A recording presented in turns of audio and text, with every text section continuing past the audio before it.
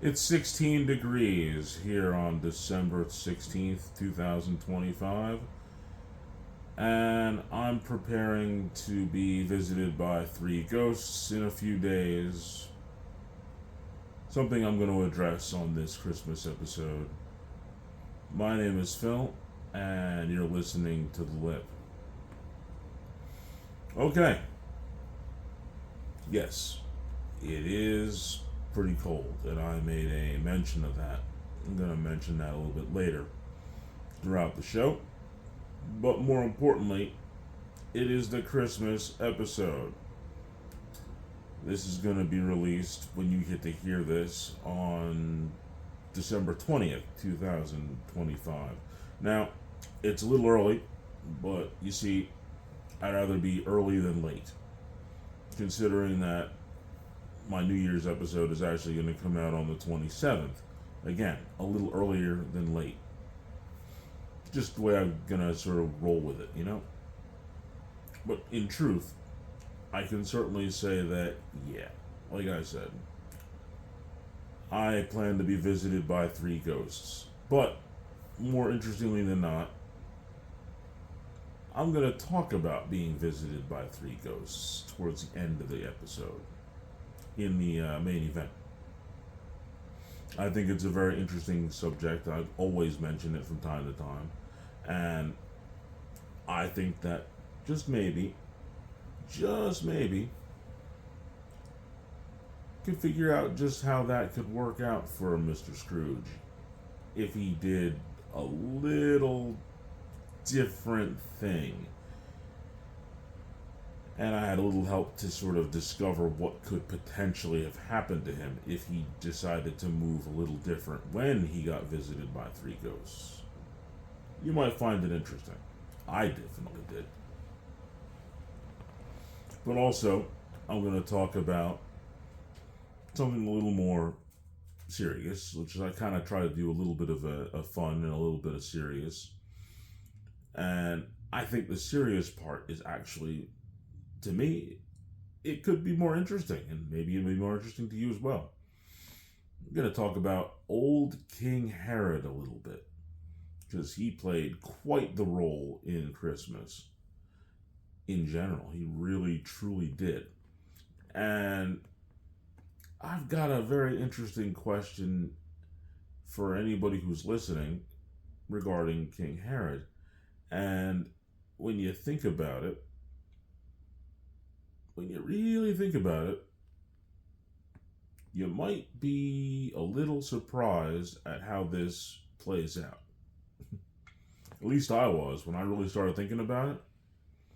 Opening it up in a different way. You know, people always say you want to walk a mile in somebody's shoes before you know who they really were. So maybe, just maybe, we'll take that little walk in King Herod's shoes, just a little bit,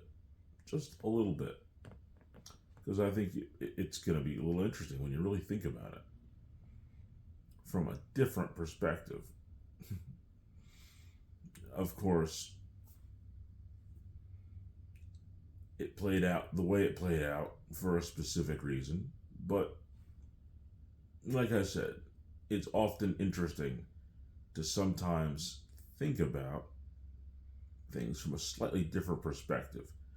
For me personally, it gives me a whole new perspective of a situation. And maybe you'll think a little deeper into it as well. But now, we're going to fill in the blanks. Now, it is a Christmas episode. And one of my very favorite Christmas movies, besides Die Hard and Die Hard 2, Die Hard, is The Year Without Santa Claus.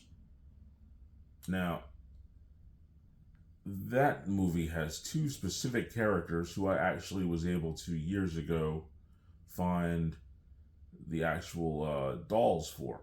And I bought them. One of them I can find in an instant, and the other one I'm not exactly sure where he's at. He's in there somewhere in my office, out there in that museum. But truthfully, the question for fill in the blank today would be, Which one of those two characters is my favorite? Is it the heat miser or is it the snow miser? Well, I think that anybody who's listened to my show for any length of time over this 5 year period, well, nearly 5 year period, will tell you that there was a long time when I really liked it being cold. Man, heck, I used to wear shorts in the winter for a long time. When I was in college, I did that. But then I got sick in my mid 20s, 24 to 25. And ever since I got sick, I have zero tolerance for the cold. Zero. Absolutely zero. So, whereas in years past, I was always a big fan of the snow miser, not so much in the last 20 years. No, I prefer the heat miser. It's warm and comfortable, and yeah, that would be the ultimate Christmas for me. Nice and warm. Yeah, the Christmas cards with the snow and all that stuff. Oh, it looks nice, but when you're shoveling it, not so much fun. Give me some nice green grass and some 80-degree temperatures any day over snow. So the question one more time was, which one of the Year Without a Santa Claus characters was my favorite, the Heat Miser or the Snow Miser? I'm 100% a Heat Miser guy. And now I'm going to ring the bell and start the main event.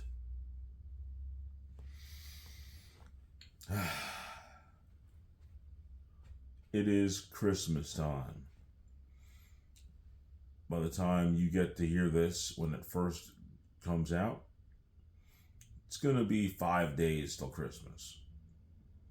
Now, I really like doing these Christmas episodes because the last several years that I've done it, I've broken down some very interesting topics, I believe.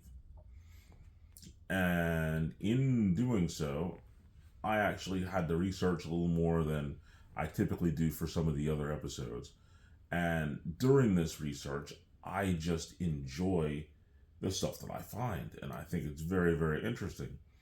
Don't hold me to which episode was which. I want to say that last year was my breakdown of the 12 Days of Christmas. And during that research, I found out all kinds of cool stuff, like how much everything would have cost if you were to have bought it that year. And more interestingly than not, I discovered something that I hadn't previously known, which was the 5th day of Christmas, which was the 5 golden rings. And it turns out that those 5 golden rings were actually a bird that had rings around their neck. And that's why they called them golden rings. I thought that was kind of cool. Then I did an episode for Christmas regarding the fact that Mary and Joseph had to travel. And I was really interested in really finding out just how far approximately a day's journey was. Because if you look in the Bible, there are several times where people say, oh, he had to take a day's journey. And I wasn't sure how far that was. And so I looked it up and I started going through it. I discovered how far it really was. How far a person would travel during the day from sun up till sundown, sort of deal. Usually they would have a horse or a mule, or sometimes it could just be walking, but it would still be how far they would travel during that day. But I've done a couple other ones that I can't think of right off the top of my head. But here comes a new one. This year, I've decided to sort of do a couple things that I find fairly interesting as far as Christmas is concerned. As I said before, it's very interesting that saying that many people have heard. In order to really understand somebody, you gotta walk a mile in their shoes. Well, what if we took a very specific figure from the Christmas story? A main character that people sometimes just sort of, I'm not going to say they overlook him, because he played an integral role. He put out the edict in order to make sure that everybody was taxed. He needed to have this newfound king of Jerusalem found and killed, because he didn't want to give up his power. Talking about old man Herod, King Herod. Thinking about things from the perspective of a guy who all his life heard about a Messiah. But then, once he got into power, those rumors that he heard from, as a child, I imagine, as a young Jewish boy, he must have heard the rumors and the prophecies of the Messiah. And when he got into a position where now he's in charge, it seems like these prophecies of the Messiah are starting to get louder. And the noise is starting to really, really resonate with him, to the point where people have said that the Messiah was born. If you're the person who is in charge and somebody tells you that somebody is going to be replacing you and he's ready, just how happy would you be? Probably not that happy when you think about it. I mean, really, it would be something that would make you do things that might be slightly out of your character. For example, the fact that he felt the need to kill all the children within a certain age range that were male, so that he would be able to isolate this Messiah and eliminate him before he could become a threat to his own personal power. That's one way of handling it. But of course, as we know, the story of Jesus' birth, when he was born, he was in a manger and in a very situation where you would not expect a king to be born. Turns out that a lot of the common people around were able to go and see him and visit him and give him gifts. And then the Magi, who were expecting this Messiah, went to, of course, Herod, who was the ruler of the area, and were wondering about where he was, and maybe we could figure out something, and maybe we could go meet him. And so, of course, Herod, as it is said in the Bible, told the Magi that when they found him, to tell him where he is so that he himself could go and visit him. Of course, this is the man who had, like I said, put out an edict to execute children of that rough age to make sure that he would maintain his power. So, of course, the Magi did the right thing, and after they visited Jesus, gave him gifts, They went back to their own countries, never went back to see Herod. And of course, we know from that point, Mary and Joseph took Jesus to Africa, specifically Egypt, where he grew up. Had a decent part of his childhood before he went back, after Herod had passed. Now, I'm paraphrasing that whole situation, but at the end of the day, what we have is a man who is afraid to lose his power based on the fact that a prophecy said that he was going to be coming and the prophecy had now been fulfilled. The only way that Herod thought that he could keep his power was to kill the child. And he failed in his efforts to do so because the people wouldn't give him any indication on where Jesus was. And then Jesus was taken by his mother and father to Egypt until Herod died. Of course, Herod had a nice reign between 37 BC and his death in 4 BC, which of course was just a hair around that time when Jesus was born and then had left to go to Egypt. But now, let's stop for just a second. Just a second. We know that the prophecy of the Messiah, as long as you're a Christian, you believe that that prophecy was fulfilled on the original Christmas. We're not going to necessarily know for sure if it was 0, which you would think would be the time, or maybe it could have been as far up as, I don't know, 2 or 3. We really, the dates.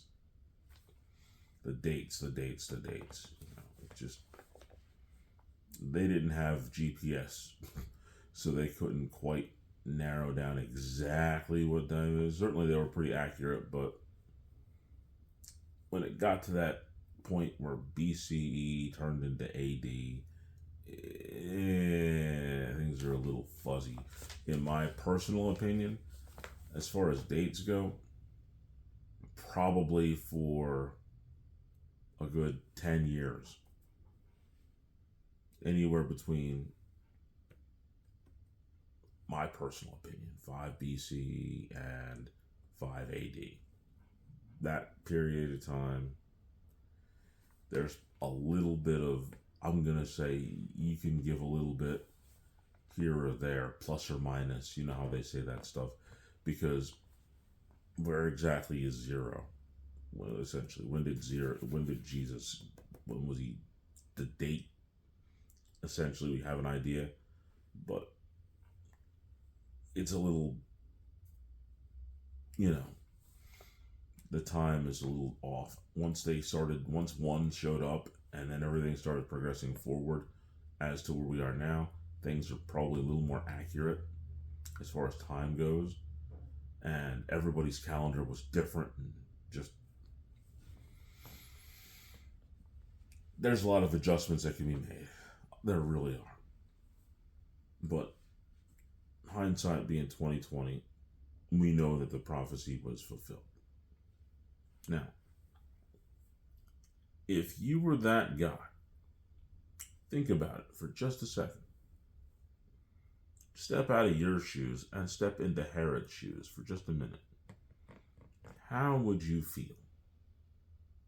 And we'll even break it down and make it a little more modern, so it makes a little more sense. So, the players in this, of course, would be the prophet who originally decided to have listened to God and heard that the Messiah was coming. Now, that was long before he actually did. believe it was somewhere nearly 500 years. So there was a lot of time that they were saying the Messiah is coming before the Messiah came. So there's plenty of people who were in power who heard about this and never saw it fulfilled.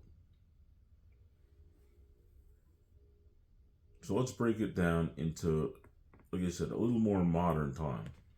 Let's say that there's a company and this company has had many upper managers. And the owner of the company said that there's going to be a manager one day who's going to take this company beyond where it's ever been. I'm letting you know. I know that there's going to be somebody coming. He's coming, and he's going to be the best manager we've ever had. And he's going to just reign, and it's going to make the whole company better as a whole.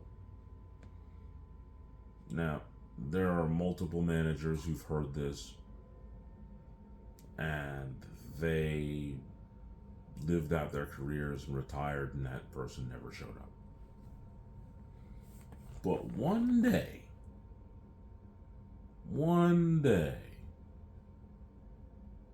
the people who are the regular employees start really hearing a lot of rumors about somebody who has an application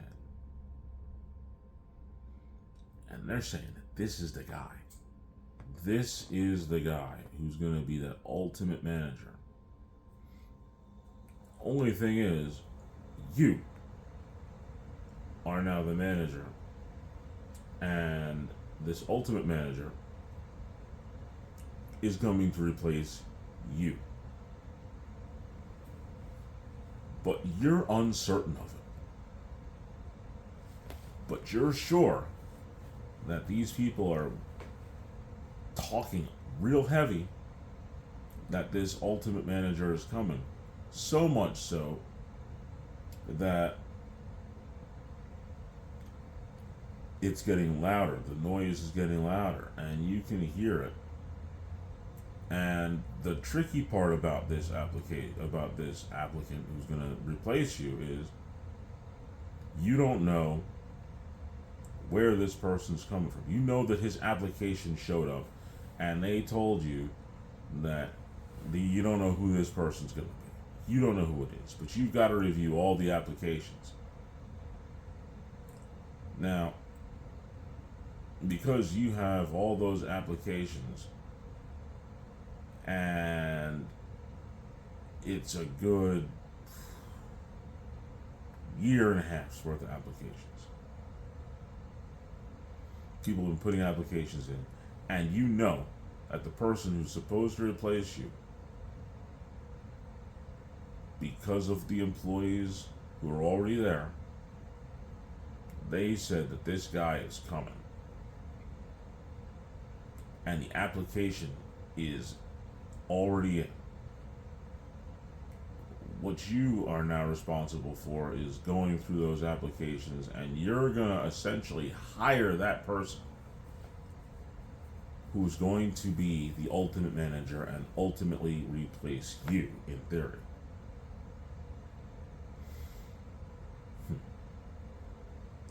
You have complete control of the applications, though. Turns out that a couple of guys, handful, we're not going to say 3,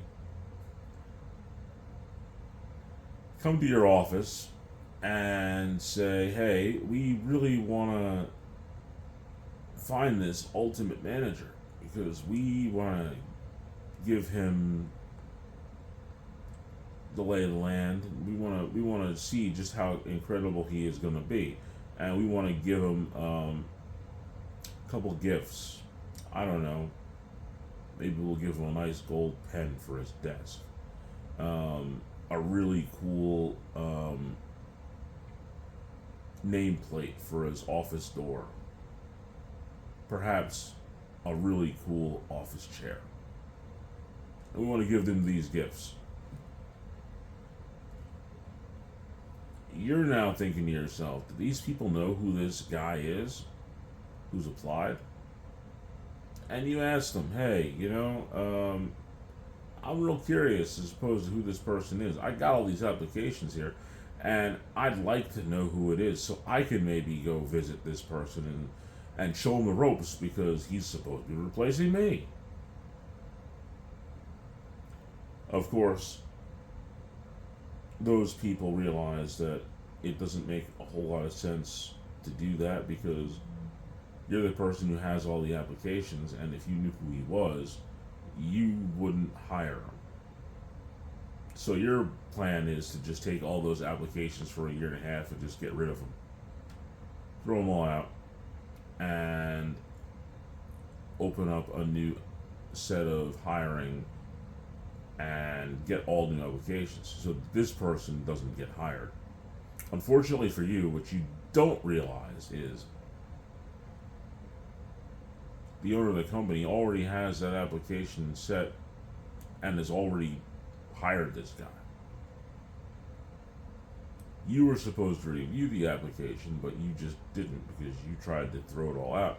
Problem is, when you got rid of all the applications, not one application for that guy who's going to replace you happens to have slipped through the cracks.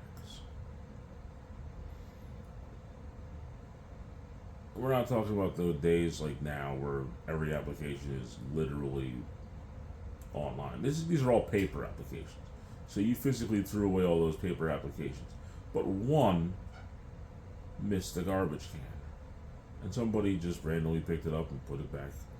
And it was delayed for a little while. Because somebody just saw it. Oh, an application. We'll put this with all the new ones. Must have fallen out. So that application still gets in. Just takes a little while. But by this point in time, you've decided to retire. You're like, must have missed them. But of course, that application does get processed, and that person does get hired, and that new manager does show up, even though you tried to stop it at your very best. That applicant does come, and that applicant does what he needs to do in order to make the company better. Now, that's kind of the place where Herod was. Think about it. I mean, hey, he thought that he was going to be imminently replaced, not knowing exactly how it all was going to play out, not realizing that Jesus wasn't trying to take over for him on earth, but it's beyond that. A heavenly kingdom, not just a little small, for lack of a better term, little fiefdom in the Roman Empire. No, he was looking for more eternal stuff. So it's kind of crazy to think that, like, you in that scenario that I came up with would be the manager, and you would do everything you could to stop somebody from replacing you.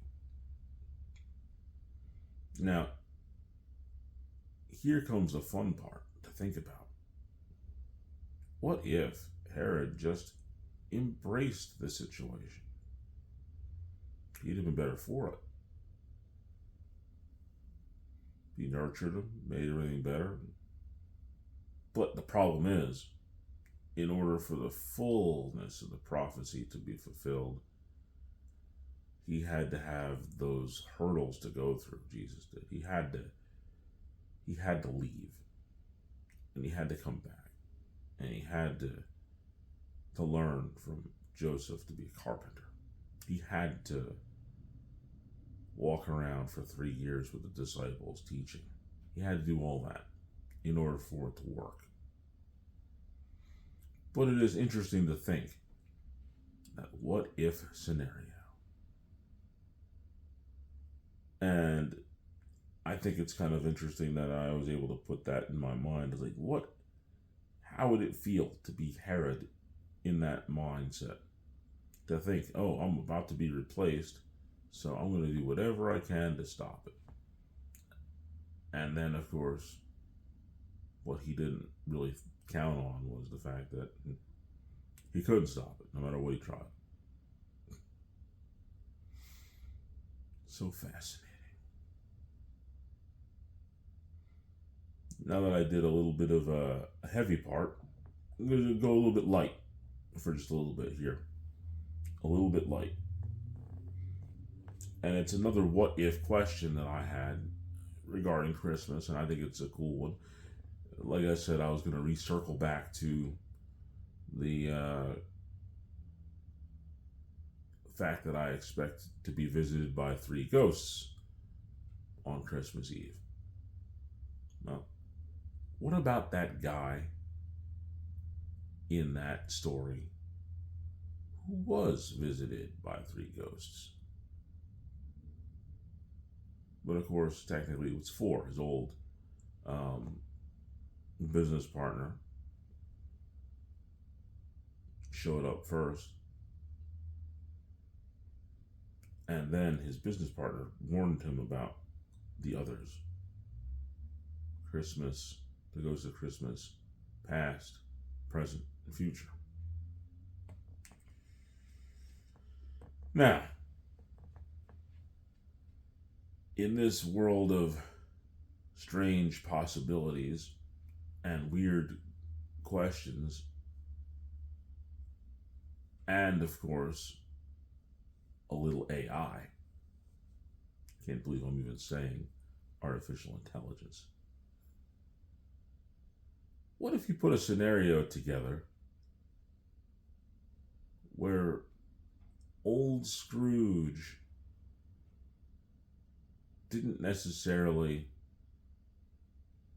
just succumb to his partner Jacob Marley's request to deal with those 3 ghosts? But what if old man Ebenezer Scrooge had some strange access to a telephone? And what if Scrooge dialed a number with a New York area code? And what if on the other end of that line was a lady named Janine Melnick who said, Ghostbusters, how can I help you? What if Ebenezer Scrooge, after being visited by Jacob Marley, called the Ghostbusters? How would that play out? Hear me out. I thought it would be an interesting question to ask a couple of different AIs, because I asked one and the scenario was interesting, but then I asked another one and the scenario changed to a more interesting situation. Now, this is what makes AI kind of interesting and kind of cool at the same time, I think. Now, the first AI that I asked was actually just my Alexa, who I've come to know as Ziggy. I asked that question.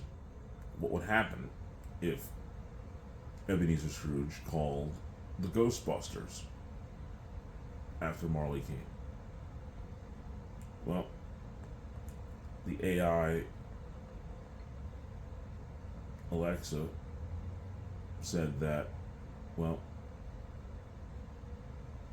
the most likely scenario would be that the Ghostbusters would come,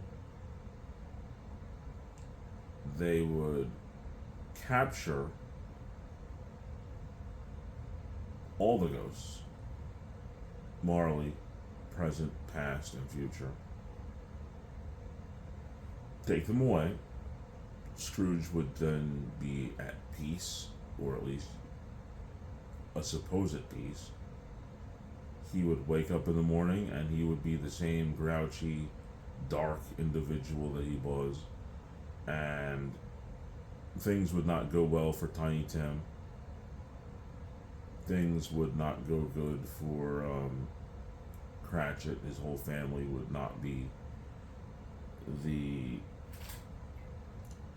Christmas cheer would not be there. And all in all, Scrooge himself would not have gotten the lesson that he was supposed to learn. And as a result, he would have those chains that Marley told him that were going to be even heavier than his. Because the Ghostbusters would have eliminated the chance for him to have had that moment of redemption. That's what Alexa / Ziggy told me. And I thought, oof, that's definitely where my head was at. I thought that maybe if he did that, he would just be the crotchety old guy forever and never have a moment of clarity. Now, I tried it again with Chat GPT. And with that, I got a different scenario altogether, which is even more interesting. Whole thing came out and it gave me a totally different story.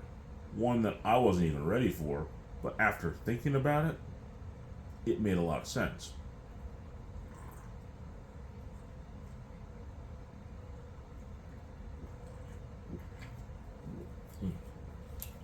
Cherry Dr. Pepper.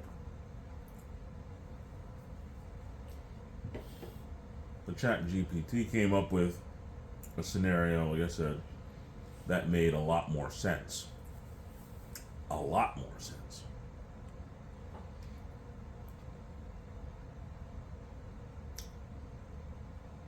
Marley comes and visits Scrooge.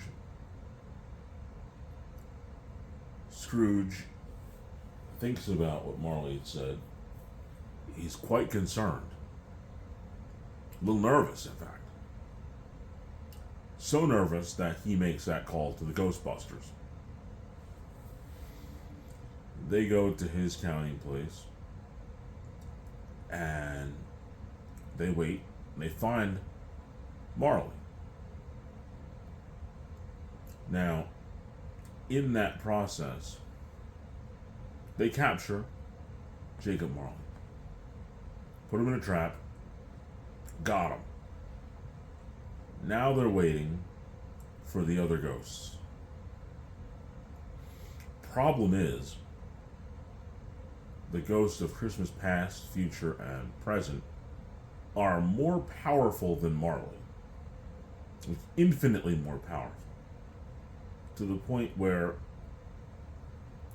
they can't be contained by the Ghostbusters. They're that powerful. Becomes a bit of a problem for the Ghostbusters to handle those three. And their collective power is so great that the more gentle approach that they would have taken that you get from the original story, it's not there. The ghosts are much more violent, much more powerful, and they grab Scrooge, they take Scrooge, and they give him those lessons, but they're much, much harsher.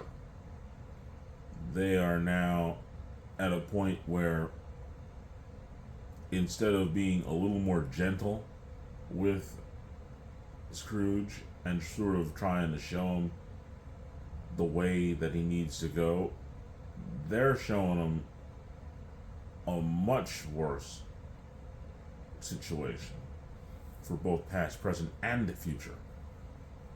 To the point where Scrooge is even more scared and even more broken than he was from the original encounter that was supposed to have been. Scrooge is now 10 times more scared straight. Essentially, because the Ghostbusters had captured Marley and were trying to change the scenario because that's what Scrooge kind of wanted, it became much more pronounced. And when Scrooge came back from his dealings with the three ghosts, like I said, his perspective was changed tenfold. And he was 100, as nice as he became at the end of the original story, he would be even more nice because the things that had happened to him were so much more, essentially, so much more violent and so much more in his face that he was really, really scared straight. Straighter than he was.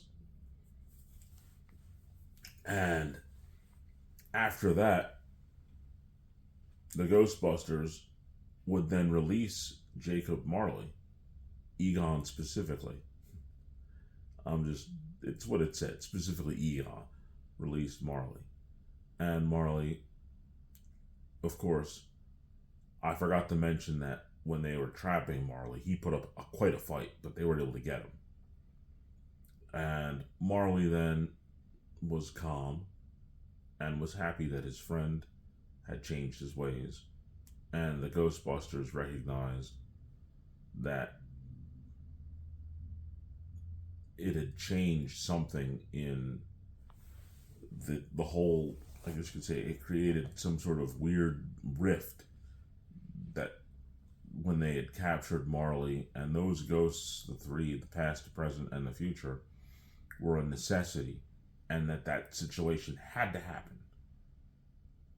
And what they did was they were altering reality by interfering.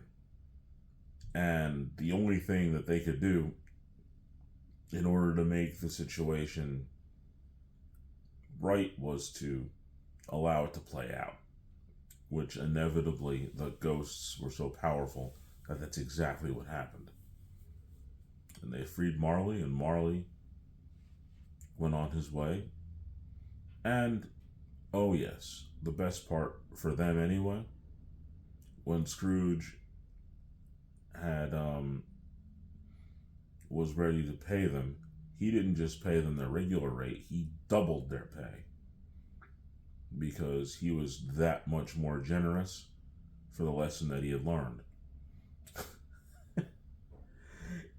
I think it was one of the coolest scenarios that I had ever listened to. And quite frankly, I like the Chat GPT one way better than the Alexa one. It was more of a conversation. But the Chat GPT actually wrote the story. And boy, that was the story. Really was a really interestingly cool story. I would encourage you to check that out or try it and see what you get,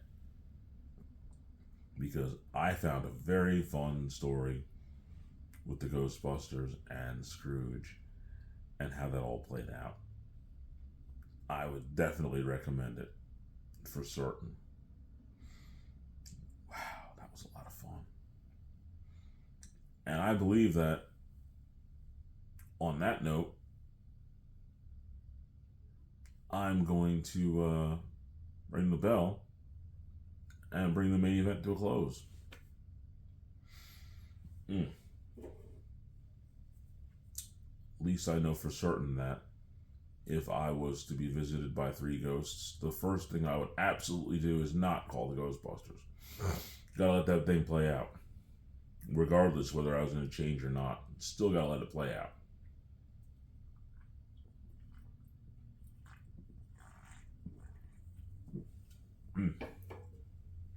Gotta let it play out.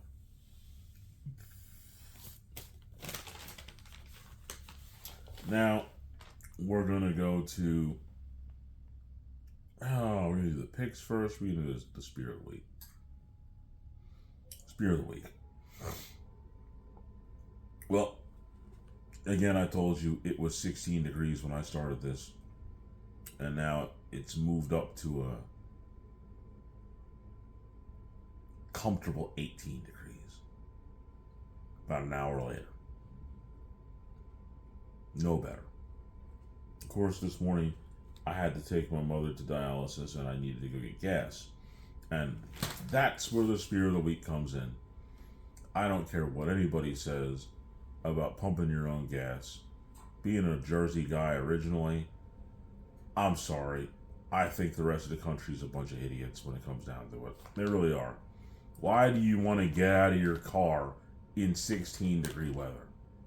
Why do you want to get out of your car in rain, snow, and sleet? Heck, even when it's 100 degrees, do you really want to get out of your car? No. Somebody else do it. New Jersey has it done the right way. Forget that nonsense of getting out of your car. Let somebody else do it. People want to stimulate the economy. If you have gas attendants at each of these gas stations, now get me wrong, you don't even need that many. You don't need that many. For like when I was a manager at Wawa, one of the things that I can tell you for sure, at the fuel court, there would be one person working 4 pumps. So if you have if you have 4 stations, you only need 4 guys, and they can deal with 16 cars. And a lot of times, at some of those Wawas, those big ones, they had 2 different sections. So you'd have fuel on one side, and then there'd be farther out, you could have another side with a different set of fuel court guys. You might have 8 guys to handle 32 cars. Come on. You're not talking about a whole lot of guys, but you are talking about a whole lot of cars and a whole lot of people who don't have to get out in 18 degree temperature. So, the Spear of the Week is whoever thought it was a good idea to allow people to pump their own gas. No. Granted, I like the fact that in New Jersey it's illegal to pump your own gas. But realistically, you wouldn't have to tell me twice not to get out of my car. All you have to just say is, well, no, we're going to have people pump it for you. That's all you got to say. I'm not going to ever get out of my car, and I'm never going to be mad about it. But trust and believe, at 6 o'clock in the morning, and like I said, 16 degrees, I was not happy to pump my own gas. And unfortunately, you have winter hasn't even officially started yet. And it's that cold. And it's gonna be that cold until potentially mid-March. And the worst days are coming. There's gonna be a day when it's gonna be like 31 degrees, just on the brink of freezing, and it's gonna be raining. Spear of the Week, all these states that make you pump your own gas. Period. Especially this time of year. Tonight. Now, we're going to my NFL picks. This season is getting close to an end. And I'll tell you right now, I did really good. Eagles and Raiders from week 15.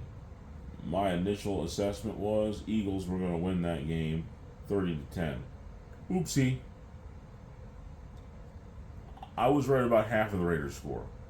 10 has 2 digits in it, as a 1 and a 0. Turns out the Raiders were real good at getting half of that right. They got the 0. The Eagles won 31-0. Crushed them, and it would have been the ultimate embarrassment if they had lost that game.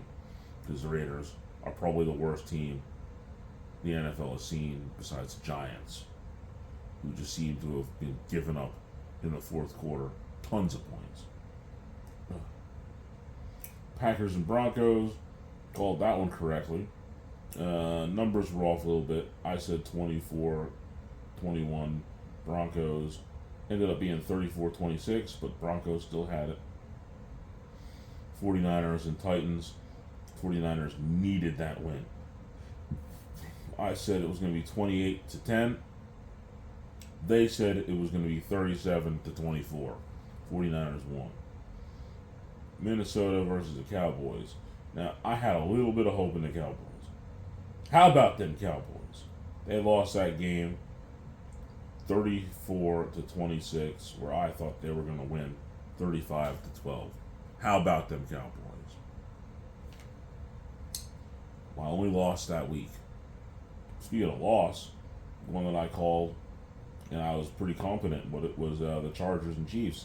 Chargers 27, Chiefs 20. Actual score: Chargers 16, Chiefs 13, and Patrick Mahomes torn ACL. Even if the Chiefs had won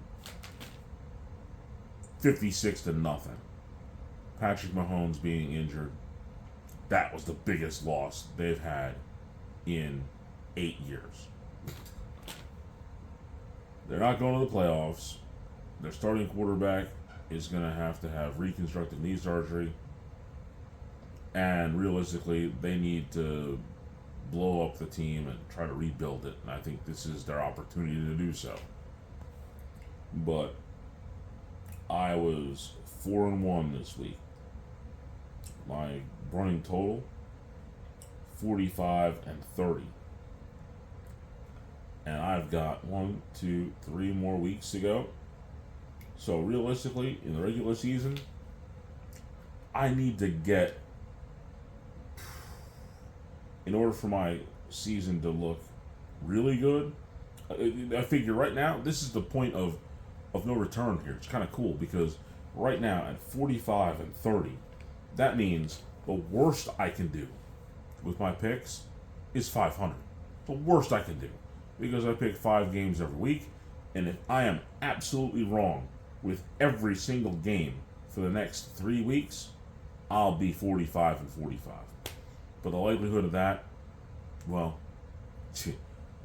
what's that movie called? That was a football movie, probably in my opinion the greatest sports movie, next to Draft Day, probably the second greatest sports movie, Draft Day. But Any Given Sunday.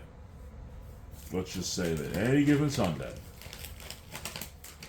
I could be completely wrong on all of these 15 and then go 45-45. But I don't think that's going to happen. And we're going to start off with the fact that this game right here automatically puts me above 500. And I'm going to say it does. Now, in theory, it's a division game. So anything can happen in the NFL in a division game. And these two teams play each other twice in the last 2 weeks of the season. So for this division game to go south would be very, very weird.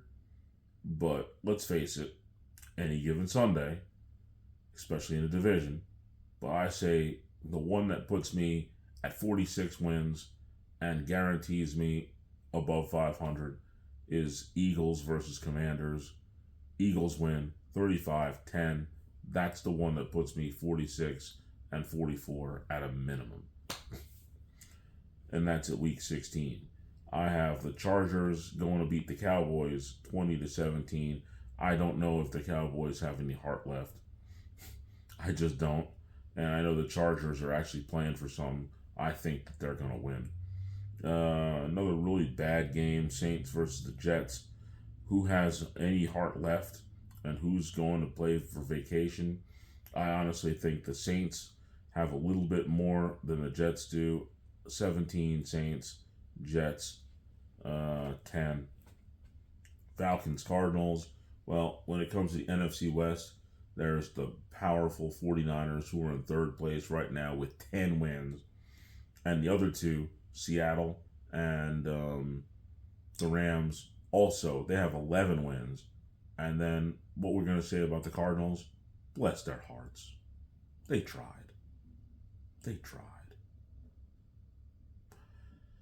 And so I expect the Falcons to handily beat them. I think it's going to be comfortable. The 20-13 defeat that the Cardinals are going to suffer. Falcons win 2013. 49ers Colts. Old man Rivers. Granted, I don't like to typically bet against a guy named Phil, but it's the 49ers. The Colts are on a slippery slope, which is just pretty much got them from what was at one point the best team in the NFL to now where they're about to really wonder if they're going to make the playoffs. And the Colts, I'll never forget, I think it was 91 or 92. I think it was 92. The Colts had this season where they were just invincible for the first 8 games of their season. They were undefeated. And then it happened. They lost, and they were 8-1.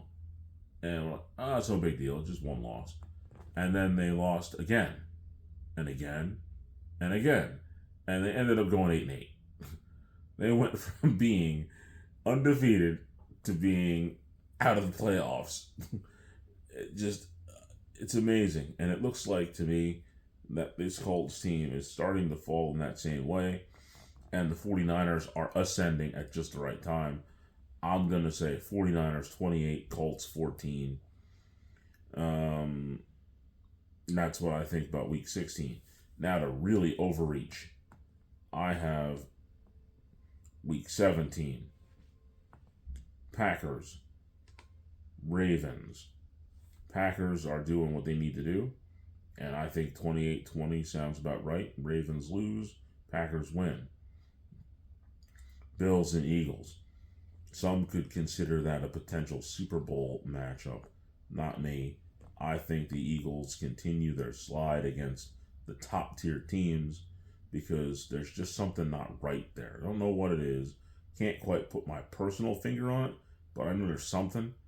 And the Bills, they beat the Patriots in week 15, coming from behind in Foxborough.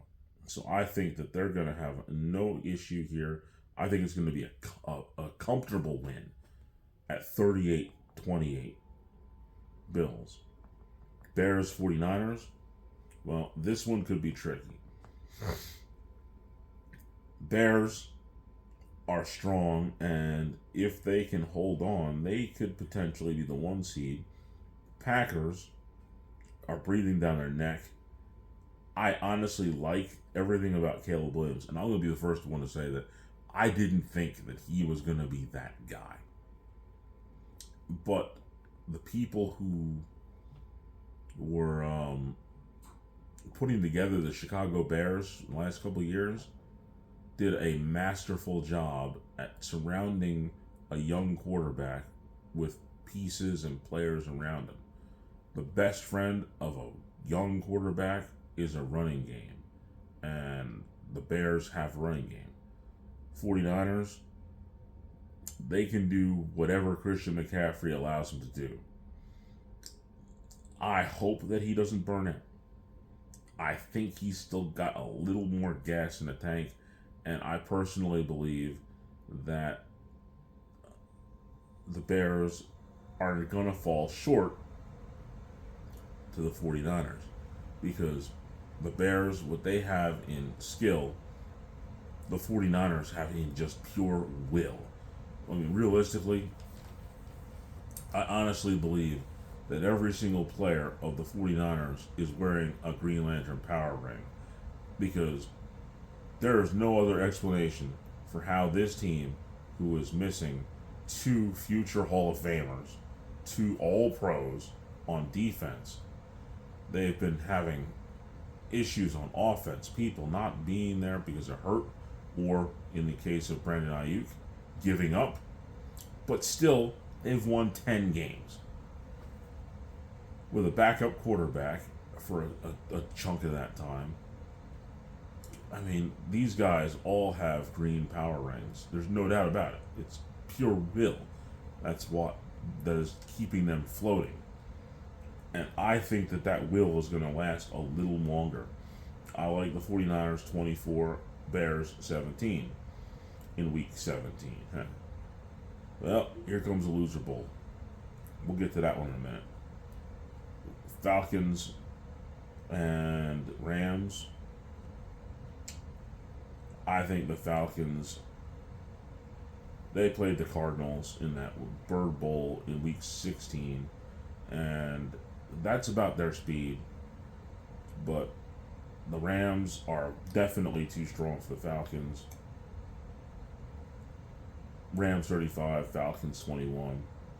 But now, the loser bowl. I honestly believe that the loser of this game will be the team that gets the number one pick in the draft, and that is the Giants and the Raiders. I honestly think that they should just cancel this game, because if it wasn't for the fact that people actually are paid money for tickets for this game, which I don't understand why you would. I don't get it, because if you want to see bad football with a lot of good defensive players, this is the place to go. I mean, Max Crosby, awesome.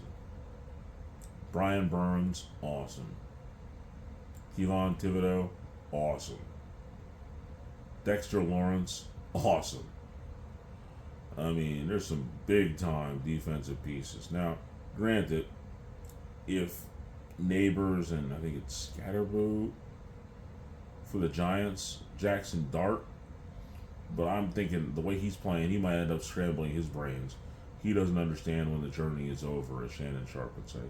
My man he wants to be, he plays quarterback, but for some reason, he thinks he's a nose tackle, and he's going to just run right up there and just keep smashing into people, which is going to make his career probably shorter than Andrew Luck. I hope he does better with himself. And I honestly think that originally the score I was going to have was going to be 3-0. But I think I might go back to it. I'm saying 20-17. But realistically, the Raiders couldn't put up a single point, and they gave up 31. The Giants aren't a whole lot better. But I like Jackson Dart better than any other offensive person who was on the Raiders. Granted, the tight end Bowers is good, but this is a loser bowl. And I'm going to pick the team. I'm going to change my pick right now, because this is how sad I believe the Giants are. Changing my pick. I was originally going to say the Giants were going to win, and I've changed my mind, because what is the team that gave up 33 points in the fourth quarter to lose? 33. I don't care if it's the Broncos who scored 33 points on them. It was the fourth quarter. I'm going to tell you that I have a difficult time.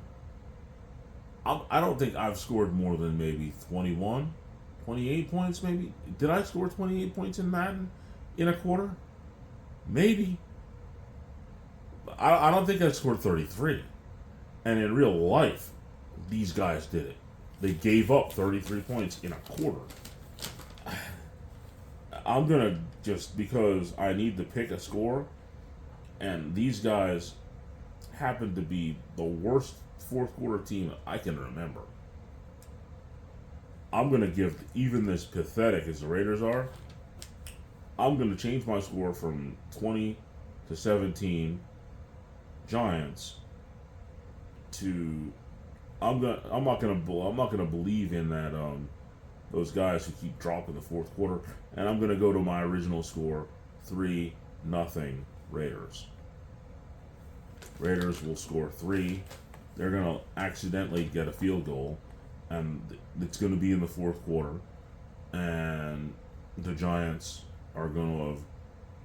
In fact, no, I'm going to change that score one more time. Still going to be Raiders, but I'm going to say the Giants get 3 because it's all they can muster, but the Raiders are going to score 10 because they like to... The Giants like to give up all kinds of points in the fourth quarter, so I imagine that that's what's going to happen. The Raiders are going to get them in the fourth, which is sad, but I think that's where it's going to go.